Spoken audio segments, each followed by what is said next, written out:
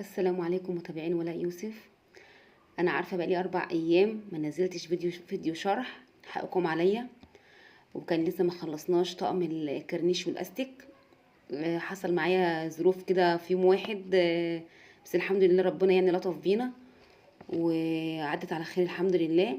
كان يوم في اول النهار اختي بالمشفى، ولي اخ كمان بمشفى اخر.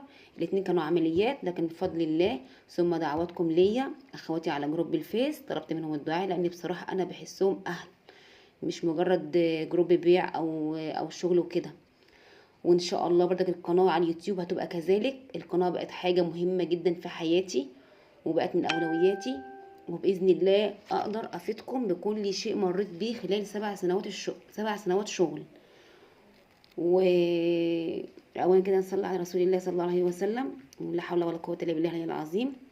انا كده يعني في طقمين كده عملتهم على السريع، هم اطفال، كان مشكل يعني. هوريكم بس بعض الحاجات، هيبقى بس هي يعني هيبقى في بعض الحاجات اللي بتقابلنا، وازاي تخلي الكورنيش مشدود على حرف الملاية من فوق. انا كده بوريكم. انا طبعا كورنيش متركب وكل حاجه، ففي التشطيب الاخير اللي هو بنحط الجوبير، بنقفل خيطتنا، بنتني الديل بتاع الملايه، الكلام ده. فانا وانا بركب الجوبير هتلاقوني بشد الجزء بتاع الكورنيش، شده معايا بشده. اما الجوبير بركبه عليه، الجوبير بركبه مستريح، بريح الجوبير. اما اللي بشده عشان الخيطه تبقى شده وكويسه هو الجنب اللي عليه الكورنيش، زي ما انتم شايفين كده. ده بقى ليه انا بريحه كده وبشده معايا، لان هو فيه كشكشه بسيطه كده، لكن ما بتشديها بتفرد معاكي زي ما انتم شايفين. وبركب عليها الجوبير بتاعها. بالنسبه كذلك برضك للطقم اللي هو القطان.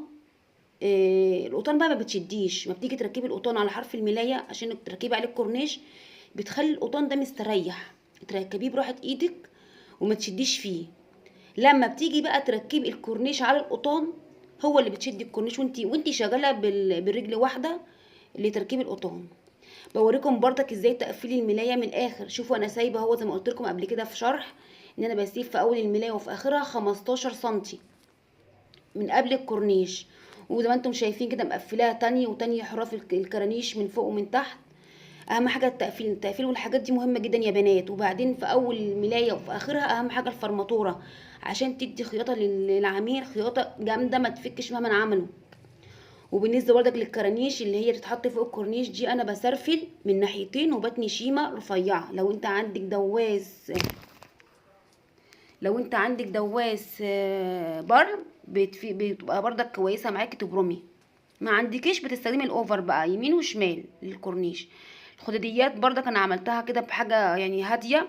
جبت رسمه القط، وحطيت توصيله للخداديه بتاعه 25 سنتي، وعملت عليها كورنيش بسيط. اما برضك بالنسبه لطقم القط دوت، عملت خليط رسمه القط في النص، ومن يمين وشمال كورنيش بسيط. وزي ما انتم شايفين اهوت الجوبير والحرف المرتبه والجوبير والكرنيشه عامله ازاي. وبعد كده بقى خلصت الطقم بتاعي وكوتهم. وبقى قبل ما بعد ما بكويهم بكون بعد ما بكويهم بفرشهم على السرير وبصورهم. وبعدين بغلف الطقم ده طقم مجوز مشكل، يعني عندها سرير واحد وعملت الطقم الاطفال كل ملايه شكل. وبكده كل سرير اخد عدد امتار قماش. هتجيبي من المنقوش 2.75 ومتر ونص مساده. الطقم كده طبعا ما بيكون مشكل بياخد معاكي متر قماش زياده معاكي بيهدر. فلما بيكون اطفال كامل على بعضه بيبقى من 7.5 ل8. اما كده الطقم يعتبر واخد 8 متر ونص.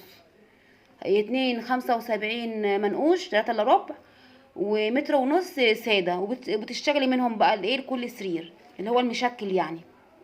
وبكده خلاص خلصنا. وباذن الله الايام الجايه هتشوفوا مني شغل حلو قوي، وكل حاجه هنزلها هقول لكم عليها. الخامه اللي انا شغاله دي اسمها تركي 3 دي. عرض القماش بتاعها 230 235 بالكتير. بكده خلاص الحمد لله خلصنا مع بعض الشرح اللي هو بحاجه بسيطه يعني. ارجو منكم اشتراك ولايك وتفعيل زر الجرس. سلام.